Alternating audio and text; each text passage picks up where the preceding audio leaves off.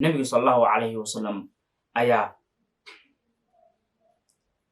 reer la dhaho bani salama ayaa waxay deganaayeen magaalada madiina. hadhow xaafadahoodii ayaa magaranaysaa waxay noqdeen kuwo magaranaysaa ka yara fog masaajidka, oo masaajidkii iyo iyagii waxbaa soo kala dhex marayo dee xaafado badan baa la dhisay. sidii ayay magaranaysaa masaajidkii xoogaa ay noqon waayeen kuwa u dhow. hadhow waxay bilaabeen inay usoo guuraan masaajidka agtiisa, inay usoo guuraan ayay bilaabeen. waxay bilaabeen hadhow inay usoo guuraan masaajidka agtiisa. hadhowtana arrinkaas waxaa ogaaday nebiga sallallahu calayhi wasalam. markuu ogaaday nebiga sallallahu calayhi wasalam ayaa wuxuu ku yidhi balaqakum annakum turiiduuna an tantaqiluu qurba almasjidi. waxaa isoo gaadhay inaa idinku doonaysaan in aa usoo guurtaan masaajidka agtiisa, idinkoo doonaya inaad jamaca iyo magaranaysaa khayraadka masaajidka yaala iyo waxyaabaha kale iyo khayrkaas kasoo qayb gashaan. hadhow waxay dhaheen nacam yaa rasuul allahi sala allahu calayhi wasalam. nacam bay ku dhaheen rasuulkii allah sala allahu calayhi wasalam, qad aradnaa daalika, arrinkaas waanu doonnay. hadhow baa wuxuu ku yidhi nebigu sala allahu calayhi wasalam diyaarakum tuktabu aahaarukum, diyaartiinii iyo guryihiinii ayaa waxaa lagu qorayaa ajar. halkaas ayaa ajarka laga soo qoraya. halkaas diyaarakum tuktabu aahaarukum, diyaartiina, daarihiina iyo guryihiina halkaas ayuu ajar ku yaalaa. kasoo tegitaanka aad kasoo tegaysaan halkaa oo aad imanaysaan masaajidka, inta aad usoo socotaan ajarkuba halkaas u yaalaaye, macnaha halkaa iska jooga, halkaana ma garanaysaa khayraad fara badan baa ku jira. markaa nebiga sallallahu calayhi wasalam wuxuu fahansiiyey in soo tegitaankiiba ay soo tegayaan oo ay guriga ay intay kasoo baxaan hadhowtana masaajidka ay imanayaan, in ay khayraadkuba halkaa uu ku jiro, inay ajar fara badan iyo wanaag fara badan iyo magaranaysaa karuqaadid fara badan ay helayaan. waxay doonayaanba in intaas halkaas uu ku jiro. markaana waa sidaas weye, waa sidaad maqlasaan. waa nabigu sallallahu calayhi wasalam sidaas ayuu asxaabta ugu waanin jiray in la yimaado masaajidka oo magaranaysaa dee laga qayb galo khayraadkiisa, inay ka mid tahay in qofku xaafadiisa inuu kasoo tago masaajidkana uu yimaado, hadduu doono haba ka fogaado gurigu masaajidkii.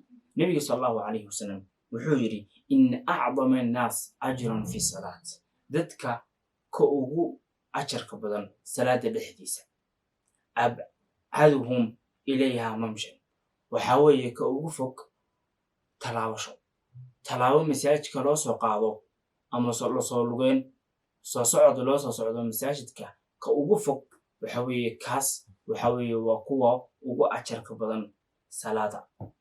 fa abcaduhum iyo ka ugu fog oo xaafadda ma garanaysaa aad kasoo tegisid markay ka fog tahay masaajidka, waladii yantadiru salaata xataa yusalliha, midkii salaada sugaya ilaa uu ma garanaysaa salaadii la tukado maca alimaam acdamu ajran, wuu ka ajar badan yahay min aladii yusalliha uma yanaam, kii ma garanaysaa tukanaya hadhowtana iska seexanaya.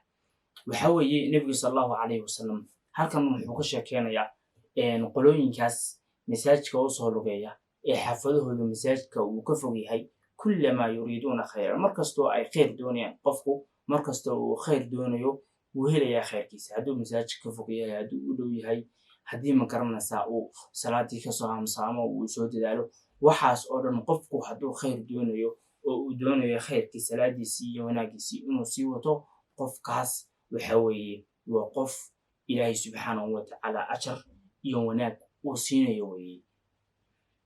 wuxuu yidhi nebigu sallallahu calayhi wasalam dadka kuugu ajarka badan waxaa weeye qofkii salaada meel fog uga yimaada. markaana waxaa la doonayaa salaada haddii xitaa masaajidka aad ka fog tahay, in haddii aad masaajidka timaadid oo aad meel fog uga timaadid, in khayr iyo wanaag iyo ajar iyo magaranaysaa fadaa'il aad ku sugan tahay, ilaahayna subxaanahu watacaala uu ku siin doono. laakiin haddii aad masaajidka ka fog tahay, ha aaminsanaan in aad khayrka ka fog tahay. nebigu sal allahu calayhi wasalam wuxuu yidhi bashiru lmashaa'iina fi turuq, waxaa u bashaaraysaan kuwa soconaya mugdiyada ku soconaya ila lmasaajid ee masaajidada ee u soconaya. mugdiyay ku dhex soconayaan, masaajidadiina way aadayaano liajli dhihaab ila lmasaajid, masaajidka daraaddeed bay aadayaano taasaa waxay u keentay salaaddii inay aadaan, waxay u keentay in ay xitaa haddii ay mugdi tahay ay magaranaysaa mugdigii dhex jibaxaan oo ay magaranaysaa mugdigii maraan maadaama iyagu ay salaad doonayeen. binuuri tam, waxaa ugu bishaaraysaa nuur taam ah, nuur dhamaystiran ugu bishaaree ayuu nebiga sal allahu calayhi wasalam u yiri. markaa markasta aad salaada ku dadaashid waxa weeye laka nuurun taam fi daari alaakhira, nuurkaadu maalinta yowmalqiyaama wuu dhamaystiran yahay. salaada qofkii ku dadaala ilaahay subxaanahu watacaala nuur dhamaystiran ayuu siiyaa. marka waxaa la doonayaa salaada inuu qof ku dadaalo. aakhiro waad garanaysaan, qiyaamaha waad garanaysaan, qabriga waad garanaysaan, waa wada mugdi. qabrigu waa mugdi, maalinta yowmalqiyaamana waa mugdi, jisiraad waa mugdi, cadaabtu waa mugdi, meel kastaba waa mugdi. markaana meelaha mugdiga waxaa lagu badbaadinayaa nuurudiin. qofka waxaa badbaadin karaa diinta, nuurka ay leedahay diintu. haddii ay haysatid nuurka ay diintu leedahay waxa weeye maalinta yowmalqiyaama waa badbaadaysaa.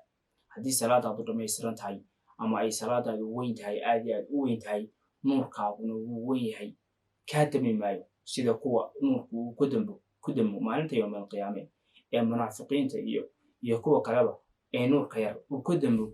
ma noqonaysid adigu waxaad yeelanaysaa nuur dhamaystiran oo weyn oo magaranaysaa aad ku mari kartid wadada qof kasta wuu maraya maalinta yowmalqiyaame, qof kasta wuu maraya, laakiinse waxaa la waayayaa nuurkii meeshii mugdiga ahayd sidaa u mari lahayd ayaa la doonaya. markaana nebigu sal allahu calayhi wasalam wuxuu yidhi bashiru lmashaa'iina fi dur, kuwaas habeenka mugdigaa soconaya ugu bishaaree nuur taam ah. oo ilaahay subxaanahu watacaala muxuu ku abaalmariyey waxa ay sameynayeen ayuu ku abaalmariyey faa'iidadii ka dhalanaysay.